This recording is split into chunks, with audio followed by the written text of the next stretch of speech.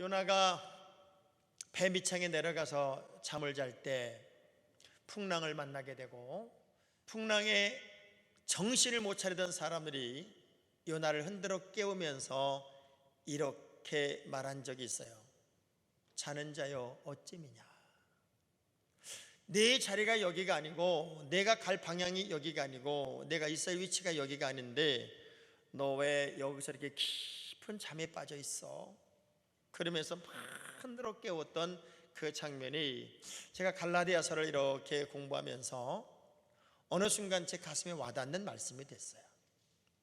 나름대로는 되게 훌륭한 믿음, 나름대로는 되게 잘 나가는 믿음이라고 여겼던 사람들이 거짓 교사의 한마디에, 또 변질된 복음 한마디에 맥없이 무너지는 그 모습들, 마치 한국 교회를 보는 듯 그렇게 정신을 차리지 못하고 있는 갈라디아 지방의 모든 교회들을 이 말씀으로 흔들어 깨우면서, 잠자는 모든 믿음의 식구들이요, 이제 일어나서 하나님의 교회를 건강하게 만들고 교회를 지키는 사람들이 되줘라 라고 하는 말씀을, 이 갈라디아서는 말씀을 하고 있거든요. 사람이 살아가면서 뭐가 먼저일까, 뭐가 나중일까, 본질과 비본질에 관한 이야기를 참 자주 하게 되고, 그것에 대한 우선순위 고민에 많이 빠지기도 해요. 보세요, 편안한 것과 평안한 것, 어느 게 먼저일까요? 기쁜 것과 재미와 즐거움, 어느 게 더 본질적인 문제일까요? 많은 사람들이 편안함을 추구하고 평안함을 멀리하고, 또 재미와 즐거움을 더 좋아하고 기쁨의 삶을 무시하는 경우가 있어요. 그런데 본질로 보면 인생에 가장 소중한 건 기쁨이고 그리고 평안입니다. 그래서 언제나 우리 하나님은 우선순위에 대해서 눈을 떠라. 믿음의 사람은 먼저 그의 나라와 그의 의를 구하는 존재지, 그래서 이 모든 것을 내가 너에게 주는 것이 하나님의 우선순위지 다른 것에 우선순위를 두지 마라. 그래서 믿음의 우선순위가 바로 선 사람들, 바른 믿음을 가진 사람들은 특성이 있어요. 진짜 믿음 생활이 바로 선 사람들은 즐겁습니다. 기뻐요. 여러분의 심령 속에 지금 기쁨이 사라졌고 즐거움이 사라져 있다면 여러분은 진짜 믿음이 아닙니다. 보세요, 다윗이 그렇게 도망다니고 그렇게 힘들고 그렇게 어려워도 그는 하나님을 생각하면 노래가 나와요. 사람에 대한 배신감도 느끼고 또 모함도 당하고 매도 맞고 이리저리 쫓겨다니고, 그렇지만 다윗은 늘상 돌아서면 하나님을 노래하고 하나님을 찬양했던 게 시편이에요. 그 진짜 믿음의 사람들의 마음속에는 기쁨이 꽉 채워져 있어서 어떤 절망도 슬픔도 그 자리에 들어올 수가 없더라는 거예요. 그런데 복음으로만 나왔던 이 갈라디아 지방의 모든 교회 성도들이 유대인들의 방해도 넘었고 그리고 핍박도 다 넘어서 교회를 세웠는데, 언제부턴가 거짓 교사들이 들어와서 이렇게 이야기하면 넘어지고, 또 사도권에 대한 부정적 이야기를 이렇게 하면 또 넘어지고, 그런 모습을 보면서 7절, 8절, 9절에 이런 이야기를 해요. 복음이 아닌 다른 복음을 전한다면 그것은 천사라도 저주를 받아야 되고, 그리고 아무리 유력한 자라도 복음이 아닌 것에 대해서 영향을 받거나 또 잘못된 복음에 대해서 우리가 쓰러진다면 전하는 자든 받는 자든 하나님의 기쁨은 안 된다. 그러면서 바울이 이런 고백을 해요. 내가 사람을 기쁘게 했고 사람을 좋게 했고 사람 비유나 살살 맞추면서 내가 오늘까지 왔다면 나는 그리스도의 종은 아니고 나의 오직 목적 하나는 하나님의 기쁨이 되는 것이 내 인생의 비전이었고 꿈이었고 방향이었다. 어젠가요? 그저께군요. 저보다 한참 선배신 목사님이 전화를 했어요. 전화를 하면서 이렇게 얘기를 해요. 목사님, 러시아에서 한 37명의 러시아인들이 우리 한국의 영성을 배우기 위해 한국에 있는 우리 교회에 기도원에 20일 동안 머물면서 말씀 훈련하고 기도 훈련하고 하는데, 목사님이 한 타임만 오셔서 말씀을 전하시든 강의를 해주시든 해주었으면 좋겠습니다. 20일 정도니까 제가 시간이 나는 날이 언제일까 하고 다 뒤져보니까 금요일 날 아침 6시 반부터 7시 반밖에 시간이 안 되는 거예요. 가게요. 당연히 가죠. 그거 어딘데요? 여주입니다. 제가 새벽이라도 가겠습니다. 어떻게 가야 되는지, 어떻게 프로그램이 진행되는지 저게 문자 좀 딱 보내주세요. 근데 문자가 쫙 왔어요. 맨 마지막 절에 이렇게, 맨 마지막에 이렇게 왔어요. 단 사례비는 없습니다. 자비량입니다. 제가 그 한 절의 문구를 보면서 조금이라도 갈등을 하고 조금이라도 이것에 대해서 서운했다면 저는 그때 그런 생각이 들었을 거예요. 야, 나도 사꾼이 돼가고 있겠구나. 대가를 바라고 무언가에 대한 소유에 대해서 자꾸 생각을 하기 시작하면 이거 목사가 금방 무너지겠구나. 제가 바로 답을 썼어요. 예스. 제가 더 도와드려야 되는데. 왜냐하면 이 목사님은 장가도 안 가셨어요. 그래서 오직 예수에 미쳐서 그저 복음 전하고 선교하는 일에만 목숨을 거시는 분이에요. 그런 이분이 이 귀한 일을 한다는데 내가 인벌브가 되고 내가 그 일에 함께 참여한다는 게 저는 너무나 행복했어요. 너무나 좋았어요. 그리고 저를 떠올렸고 저를 불렀다는 게 저는 너무 좋았다고요. 하나님이 기뻐하는 일에 함께 올인할 수 있고 함께 갈 수 있다면 저는 참 행복이라고 생각을 해요. 근데 우리는 자꾸 사람을 기쁘게 하는 일에 목숨을 걸려고 해요. 오늘 본문에 내가 사람을 기쁘게 하고 하나님을 기쁘게, 이 기쁘시게란 말의 원을 보니까 페이소란, 페이소, 헬라어 단어를 보니까 페이소란 말이에요. 이 페이소란 말은 설득하다 또는 사전의 뜻풀이를 보니까 친구를 얻다, 누군가의 호의를 얻다라는 뜻도 있지만 이 단어를 깊숙이 들어가 보면 어떤 의미가 있냐면 귀를 기울여 듣다, 더 깊이 들여다보면 귀를 기울여 경청하다, 신뢰를 주다, 이런 단어를 가지고 있어요.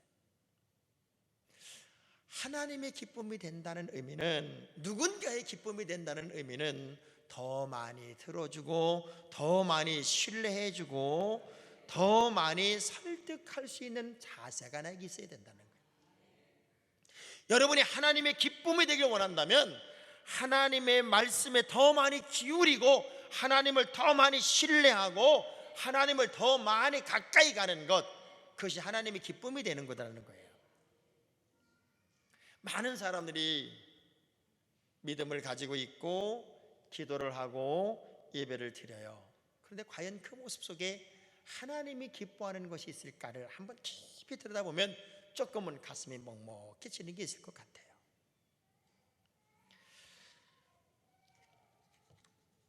근데 바울이 이런 얘기를 해요. 그 안에 무슨 얘기를 하냐면 내가 지금까지, 이 지금까지란 말은 그가 다메섹에서 회심을 하고 1차 전도행을 했고 2차 전도행을 했고 많은 지역을 돌아다녔어요. 이 갈라디아서를 기록한 게 고린도 전후서를 끝내고 나서 기록을 한 거니까 57년, 58년쯤 될 거예요. 나는 예수의 사람으로 지난 삶의 모든 것을 다 넘어서 정말 새롭게 살기로 마음을 먹었는데 그런 시간이 꽤나 지나간 지금 이 시간까지도 여전히 사람 비유나 살살 맞춰야 되고 사람의 눈치나 살살 봐야 되고 그리고 인간의 기쁨이 되기 위해서 내가 복음을 때로는 변질하고 때로는 하나님의 뜻을 바꾸어서 전하는 사람이 나였다면 나는 그리스도의 종이 아니다. 그 진짜는 뭐냐? 우리의 모든 삶은 하나님이 기뻐하는 삶이 되어야 된다는 거예요. 여러분 생각해 봐봐요. 성경은 두 종류 이런 얘기가 있어요. 하나님을 기쁘게 하라, 사람을 기쁘게 하라 할 때 이 본문에서는 사람을 기쁘게 하지 마라 라는 말이 있고 고린도전서 10장 33절을 보면 또 이렇게 역으로 이런 말씀이 있어요. 한번 읽어볼래요? 나와 같이 모든 일에 모든 사람을 어떻게 하여? 기쁘게 하여 자신의 유익을 구하지 아니하고 많은 사람의 유익을 구하여 그들로 구원을 받게 하라. 어느 부분에서는 사람을 기쁘게 하지 말라고 그랬고 어느 부분에 사람을 기쁘게 하라고 그래요. 자, 여기서 말하는 사람을 기쁘게 하라는 의미, 먼저 것은 어떤 의미냐면 사람을 기쁘게 하기 위해서 하는 나의 모든 자존심을 포기한다든가 신념과 가치관이라든가 이런 걸 다 내려놓고 비유를 맞춘다든가 심지어는 양심까지 버리며 저 사람에게 인정을 받으려고 박수를 치려고 하는 것은 다 내 욕구를 채우려고 하는 거예요. 내 필요를 채우려고 하는 거예요. 이런 모습에서 사람을 기쁘게 하는 것은 의미가 없는 것이지만, 한 영혼을 구원하기 위해서, 그 영혼을 구원해내기 위해서 내가 오히려 손해를 보고 내가 오히려 억울해지면서까지 저 영혼의 기쁨이 되기 위해서 하는 것은, 그것은 하나님이 원하는 기쁨이라는 거예요. 여쭤볼게요. 예수를 믿으니까 모든 사람이 여러분에게 박수를 쳐주든가요? 예수 믿으니까 억울한 일이 많던가요? 억울한 일이 많아요. 왜? 넌 교회를 다닌다면서, 넌 예수를 믿는다면서, 너는 왜 그렇게 못됐니? 너 왜 이렇게 악하니? 독하니? 너 왜 그렇게 사니?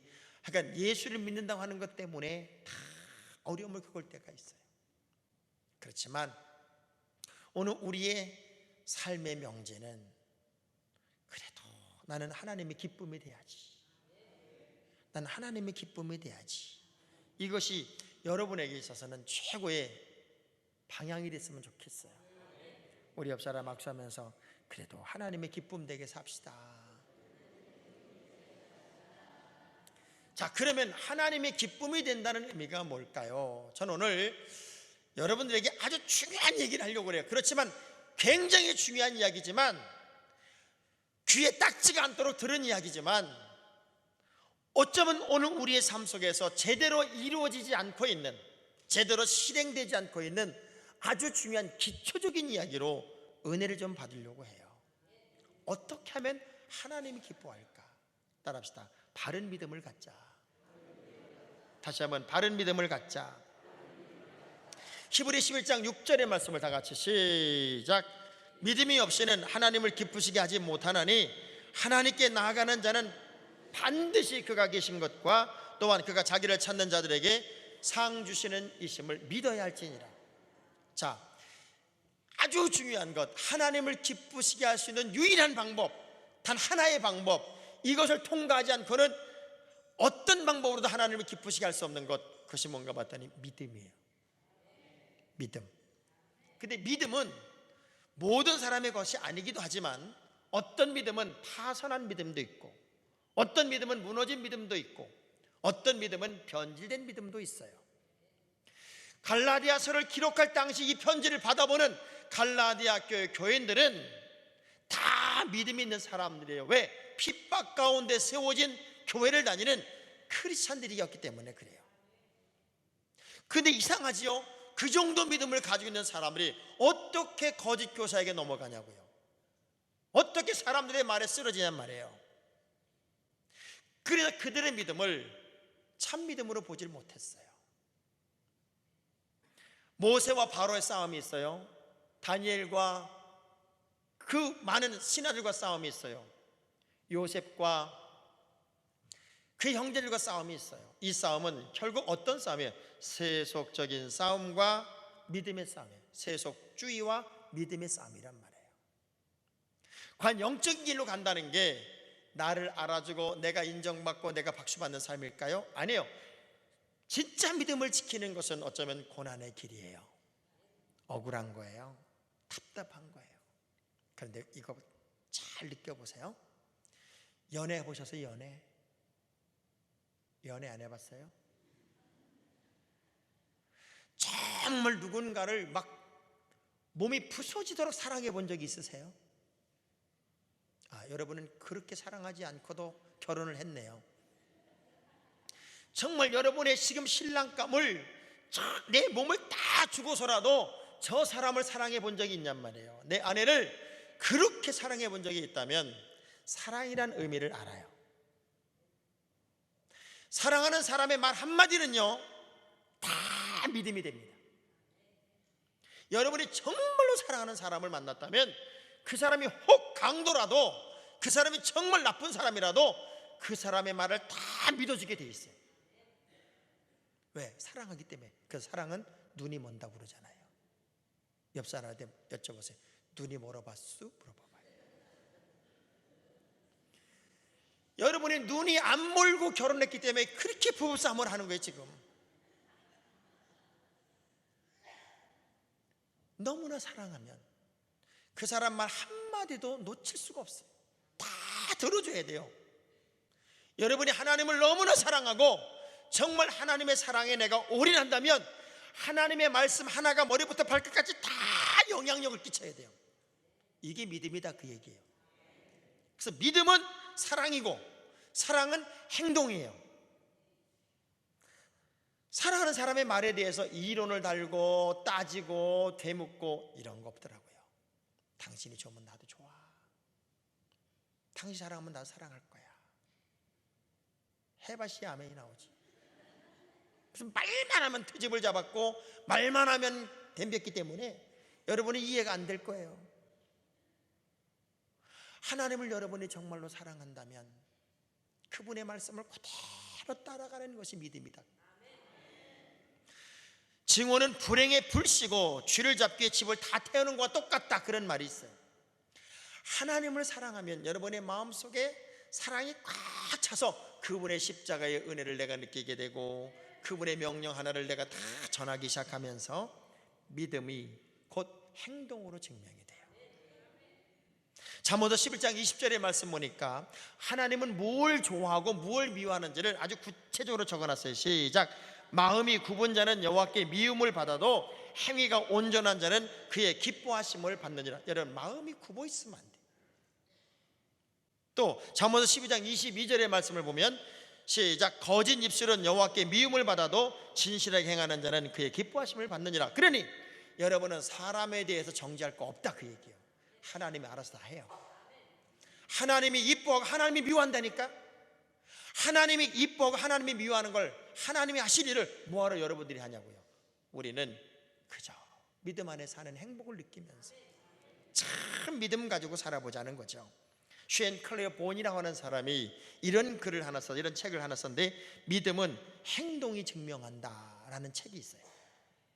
그 책을 보면 어떤 한 남자가 이런 얘기를 해요. 다른 친구에게, 나는 말이야, 하나님이 왜 이 세상에 가난을 만들었고 기근을 주시고 전쟁을 만들었고 고통을 주는지에 대해서, 그를 허락한 이유에 대해서 내가 정말 하나님께 직접 묻고 싶어. 그러니까 옆에 사람이 뭐라 그래? 그럼 묻지, 왜 안 물어? 근데 내가 묻기에는 너무 무서워서 못 물어봐. 왜? 뭐가 무서운데? 그때 이렇게 대답을 해요. 하나님이 나에게 똑같은 질문을 할까 봐. 생각을 해보세요. 왜 하나님 세상에 전쟁이 있어요? 왜 세상에 미움이 있어요? 왜 세상에 가난이 있어요? 우리 하나님이 역으로 나에게 물으면 너 왜 전쟁하니? 너 왜 미워하니? 역으로 나에게 물을까 봐 나는 말을 못하겠다는 거예요. 40년 광야 생활을 하면서 그렇게 하나님이 시련도 주고 고난도 주고 광야 40년에 그 고난의 기간을 준 이유가 뭘까요? 그들 바른 믿음 한번 만들어 보려고요. 400년이 넘도록 엉터리로 믿었던 그들의 믿음을 좀 바로 한번 세워보고 싶어서 그렇게 굴려보고 그렇게 해도 깨닫지를 못하고 제자리를 찾지 못하니 하나님의 마음이 얼마나 아팠을까. 책임을 전가할 게 아니라 나로부터의 변화가 일어나서 여러분이 참 믿음을 가질 때 우리 하나님은 뛸 듯이 기쁘다, 그 얘기예요. 진짜 믿음이 필요해요. 로마서 12장 1절의 말씀 보니까 하나님이 언제 그렇게 기뻐하나 봤더니요, 시작. 그러므로 형제들아, 내가 하나님의 모든 자비하심으로 너희를 권하노니 너희 몸을 하나님이 기뻐하시는 거룩한 산제물로 드리라. 이는 너희가 드릴 영적 예배다. 영적인 예배다. 진짜 예배다. 여러분, 많은 사람들이 예배에 감격하지 못해요. 진정한 예배의 기쁨을 누리지 못한다고요. 그냥 단순히 앉아있다 가요. 그래서 벤치 워머가 많아요. 의자만 대피고 가는 거예요. 저는요, 어제 영상 하나를 보고 그런 고민을 해본 적이 있어요. 누가 저에게 영상을 하나 보냈어요. 그러면서 그 영상을 보면서 내가 평신도라면, 내가 여러분 같은 위치라면 나도 명성교회 가서 예배드리겠다, 그런 생각이 들더라고요. 왜? 수요일 날인데, 수요일 예배예요. 수요일 저녁 예배예요. 수요일 저녁 예배 시간을 저에게 보내준 거예요. 보니까 아래 위층에 성가대가 꽉 한 줄이 찼어요. 그리고 모든 예배에 꽉 차, 오케스트라가 한 40명 정도 앉아 있어요. 그걸 지휘하는 분이 그 유명한 김인혜 교수더라고요. 김인혜 교수. 수요 예배인데 그 웅장함, 아름다운 찬양, 거기다가 수요 예배인데도 불구하고 꽉 차 있는 그런 분위기에 누군들 예배 드리고 싶지 않겠어요? 우리는 박모세 목사 혼자 찬송을 이렇게 부르고 있더라고요.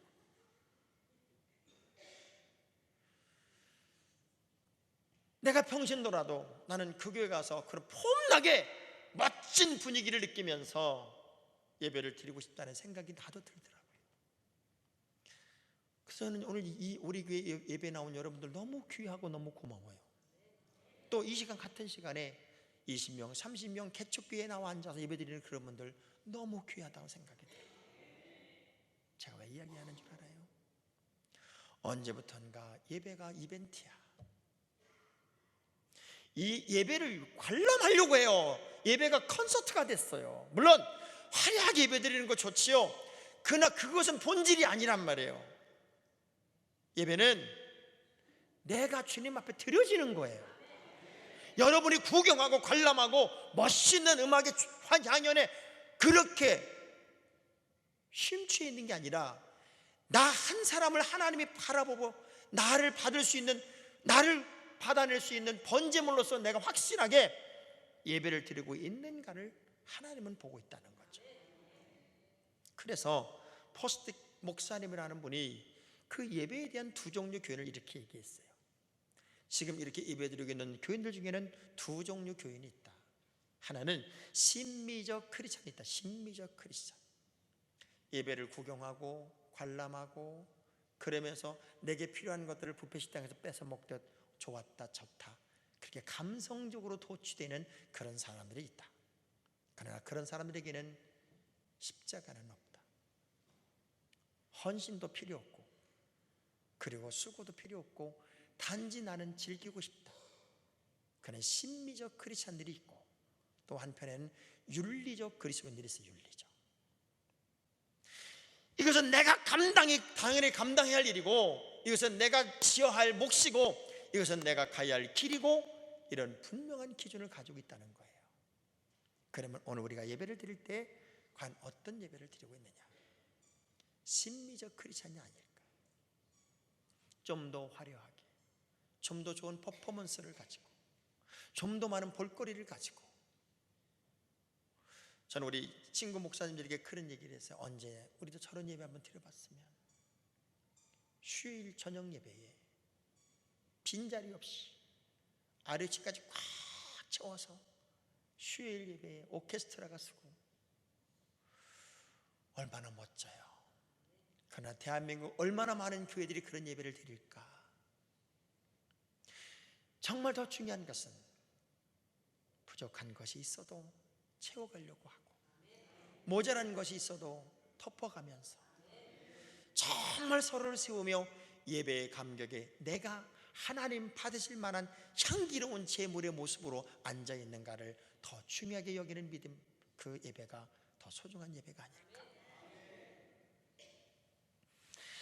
예배를 드린다고 하는 의미는 하나님이 내 안에, 내가 주님 안에 있다는 거예요. 스바냐서 3장 17절의 말씀 보니까 우리 하나님이 제일 행복할 때가 언젠가 봤더니 너와 내가 하나 될 때더라고요. 시작. 너희 하나님 여호와가 너희 가운데 계시니 그는 구원을 베푸실 전능자시라. 그가 너로 말미암아 기쁨을 이기지 못하시며 너를 잠잠히 사랑하시며 너로 말미암아 즐거이 부르며 기뻐하시리라 하니라. 시편 120편 1절에 말씀 보니까 우리 하나님이 제일 좋아할 때가 언젠가 보니까 너희들이 잘 디자인된 예배로 내게 영광을 돌리는 것이 하나님의 기쁨이 아니라 시작. 사람이 내게 말하기를 여호와의 집에 올라가자 할 때 내가 기뻐하였도다. 여호와의 집에 예배하러 가는 것만으로도 하나님은 기쁨이 되는 거예요.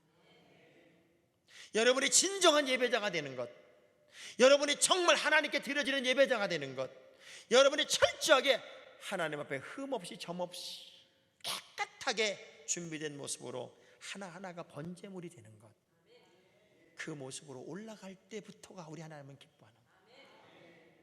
그 기쁨, 그 행복을 맛볼 수 있겠냐. 여러분이 철저하게 예배의 감격에 빠졌으면 좋겠어요. 그러니까 예배를 드릴 때 그것이 새벽 예배가 됐든 주일 예배가 됐든 수예배가 됐든 그 예배는 내가 하나님께 보여지는 것이다. 하나님이 나를 보고 너무나도 좋아하시고 너무나도 기뻐하셔야 된다. 그래서 마음에 미움이 있으면 그것까지도 해결하고 와서 앉아있으라는 거예요. 왜? 상한 마음으로 예배드릴 때 주님이 기뻐하지 않으니까. 미운 마음으로 예배 때 기뻐하지 않으니까 그거 다 해결하고 하나님께 예물도 드리고 그런 모습으로 바뀌어 있어야 된다는 거예요. 아벨의 제사를 왜 기뻐하셨을까요? 가인의 제사를 왜 하나님이 싫어했을까요? 이미 중심에서 틀렸다 그 얘기예요. 저는 다시금 예배 때문에 우리 하나님을 여러분이 기뻐하고 하나님이 여러분을 마음껏 기뻐할 수 있는 특별한 믿음의 자녀가 되기를 주의 이름으로 축원합니다. 이사야 58장 6절입니다. 시작. 내가 기뻐하는 금식은 흉악의 결복을 풀어주며 멍에의 줄을 끌어주며 압제당하는 자를 자유하게 하며 모든 멍에를 꺾는 것이 아니겠느냐. 아주 기본적인 것들을 제가 오늘 여러분과 나누고 있어요. 이 갈라디아서를 기록할 당시 갈라디아 교회 교인들은요, 믿음이 있어요, 기도해요, 예배드려요. 그런데 분명하게 기도하는 사람들이고 분명하게 예배하는 사람이고 분명하게 믿음 있는 사람임에도 불구하고 이들은 넘어져요. 그것도 교회 안에 들어온 거짓 교사들에게 맥없이 쓰러지고 있단 말이에요. 맥없이. 그리고 사도에 대한 음해를 하면 금방 쓰러져 버리는 거예요. 그래서 바울이 가슴이 아픈 게 그거였어요. 어떻게 복음이 아닌 말에, 사람 말에 그렇게도 빨리 무너지는지에 대해서 나는 참 이상하다, 이 얘기를 했어요. 기도해도 쓰러져요, 여러분. 기도해도 무너진다고요. 그래서 우린 기도가 끝나지 않는 질문이 돼야 돼요. 계속해서 기도를 멈추지 말아야 된다고요. 두 새를 제가 여러분에게 좀 비교하려고 해요. 하나는 6cm 정도가 되는 허밍버드라고 하는, 여러분이 알고 있는 벌새가 있어요. 벌새. 자, 벌새. 벌새는요 6cm 정도밖에 안 된대요. 그런데 새 중에 유일하게 날면서 빠꾸 하는 새가 저 새예요. 여러분, 모든 새는 날면서 뒤로 못 가요. 근데 저 벌새는 뒤로 왔다 앞으로 갔다를 하는 유일한 새예요. 1초에 날갯짓이 50에서 70번이에요. 고속 카메라라도 요거를 제대로 잡아낼 수 없을 만큼 날갯짓 팍 떠는 거예요. 그래서 이 벌새는 쭉 날갯짓만 하다가 4년 만에 죽어요. 그런데 날개를 쫙 펴면 3.4m 이상 되는 알바트로스라는 새가 있어요. 이 알바트로스라는 새는요 2달 안에 지구를 한 바퀴를 돕니다. 이렇게. 그리고 날개를 퍼덕거리지 않고 이렇게 가만히 날개를 든 상태로 6일을 날 수 있답니다. 그리고 알바트로스가 제일 좋아하는 날씨가 언제냐면 폭풍우 치는 날, 태풍이 부는 날을 알바트로스는 제일 좋아한답니다. 왜? 그 바람을 타고 날 수 있으니까. 그래서 이 중국에서는 이 알바트로스를 뭐라고 부르는가 하면 신천옹이라고 불러요. 신천옹. 이 신천옹이라는 말이 뭐냐면 하늘을 믿고 나는 노인이라, 그런 말이에요. 이 새는 하늘을 믿고 나는 노인과 같아서 신천옹이라고 되게 추앙을 해요. 제가 두세를 비교하면서 이게 기도겠구나라고 생각을 했어요. 어떤 분들은 기도를 벌새처럼 해. 부닥하고 안 해. 갑자기 작정 10일 뭐냐 잡정 그러고 나서 1년 동안 또 기도도 안 해. 급할 때 마냥 난리 부리고 기도했다가 또 한참을 쉬어요. 여러분, 기도의 날개를 펴세요. 항상 날고 있어야 돼요. 이 기도는 뭘 한 번 하고 끝나는 게 아니라 정말 항상 알바트로스처럼 기도의 날개를 펴고 여러분이 끊임없이 기도하는 삶을 살아야 시험도 이길 수 있고 문제도 넘을 수 있고, 그래서 그런 금식을 하나님은 기뻐하시겠다는 거예요. 열왕기 20장 5절에 말씀하면 히스기야가 너무 힘들고 어려울 때 하나님 앞에 사람 의지하지 않고 벽면을 바라보고 눈물 콧물 흘려가며 기도했더니 세상에 그의 기도가 시작되는 그 순간부터 하나님은 응답하셔서 채 몇 시간도 지나지 않아서 하나님의 응답이 떨어지는데, 어떤 응답이 떨어지나 보세요. 시작. 너는 돌아가서 내 백성의 주권자 히스기야에게 이르기를 왕의 주상 다윗이 하나님 여호와의 말씀이 내가 내 기도를 들었고 내 눈물을 보았노라. 내가 너를 낫게 하리니 내가 3일 만에 여호와의 성전에 올라가겠고. 가끔 저는 제 아내로부터 이런 구사리를 먹어요. 가끔가다 설교 시간에 좀 재미있는 얘기를 좀 해요. 딱딱하게 하지 말고. 근데 저는요, 딱딱하게 할 때도 있고 재밌게 할 때도 있어요. 근데 딱딱하게 할 때는 딱딱해야 돼요. 그리고 재미있을 땐 재미있어야 돼요. 오늘 같은 설교는 재미있으면 안 돼요. 오늘은 딱딱해야 돼요. 왜? 그래 여러분의 딱딱하게 굳은 마음을 그냥 팍팍 깰 수 있는 거예요. 이미 굳어버린 마음. 어떤 말을 해도 자극을 안 받고 어떤 말을 해도 도무지 도전이 안 되는, 그죠? 다 굳어버린 그 마음.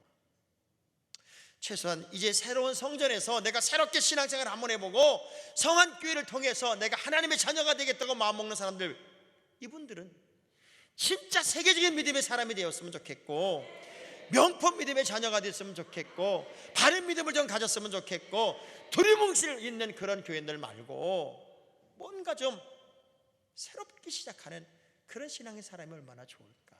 전 그런 욕심이 있어요. 이것도 아니고 저것도 아니고 믿는 것도 아니고 안 믿는 것도 아니고. 자 보세요. 요나가 자기 멋대로 길을 가다가 풍랑의 원인 제공자가 되었고 바닷속에 던져서 물고기 속에 들어가 있다가 사흘 만에 살아났고, 그리고 니느웨에 가서 막 말씀을 전해서 니느웨 사람들 저주받는다, 이제 3일 만에 죽는다 막 떠들고 다녔는데 그들이 다 회개하는 거예요. 하나님이 저주를 멈췄단 말이에요. 하나님이 막 따지는 거예요. 왜 저것들 안 죽이냐고, 난 말 왜 헛소리하게 만들었냐고 하나님께 막 따져요. 자, 그렇게 빗나간 삶을 살아서 혼도 났고, 그래서 물고기 뱃속에서 회개도 했고, 하나님의 말씀을 전해서 하나님의 뜻을 바꿨으면 저들이 회개해서 하나님의 뜻을 바꿨구나 이러면 될걸. 기분 나쁘다. 기분 나쁘다. 자존심 상한다. 하나님 날 왜 망신 줬어 이거예요. 그러면서 왜 저들을 저주 안 하냐고. 그때 하나님 뭐라고 그래요? 상황도 만들어주고 환경도 만들어주면서 야, 세상 구분 못하고 죄 짓지 않은 사람이 여전히 수천 명이 있지 않냐. 내가 그런 작은 것까지도 다 아끼는데 어떻게 내가 사람을 죽여. 사람을 아껴야지. 그 마지막 질문이 뭐냐면 어찌 아끼지 아니하겠느냐. 이렇게 딱 끝나요. 요나서는 해피엔딩이 아니에요. 영원히 끝나지 않는 질문 하나를 딱 남기고 그리고 요나서가 끝났어요. 여러분은 요즘 태양의 후예가 끝나서 뭔 재미로 사시겠어요? 드라마는 다 해피엔딩이에요. 그렇게 많은 경험을 했고 그렇게 많은 체험을 했던 요나도 그렇게 무너지는데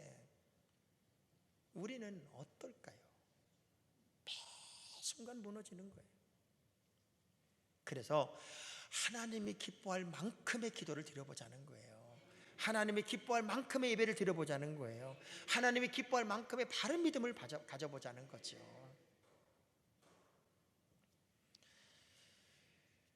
끝나지 않는 질문. 내가 어떻게 그들을 미워하겠니? 내가 어떻게 그들을 아끼지 아니하겠니? 이 끝나지 않는 질문. 여러분의 가슴 속에 끝나지 않는 질문이 있을 거예요. 내 자리가 어디니? 내 위치가 어디니? 나는 너를 통해 정말 기쁨을 얻고 싶단다.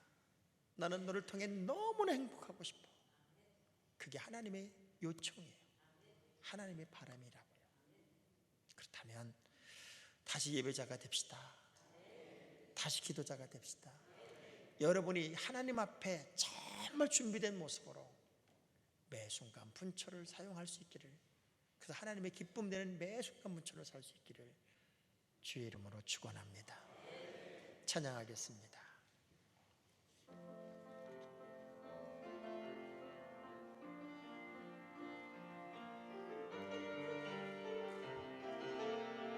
나 주님의 기쁨 되기 원하네. 나 주님의 기쁨 되기 원하네. 내 마음을 새롭게 하소서. 새 부대가 되게 하여 주사. 주님의 빛 비추게 하소서. 내가 원하는 한 가지, 주님의 기쁨이 되는 것. 내가 원하는 한 가지, 주님의 기쁨이 되는. 겸손히 내 마음 드립니다.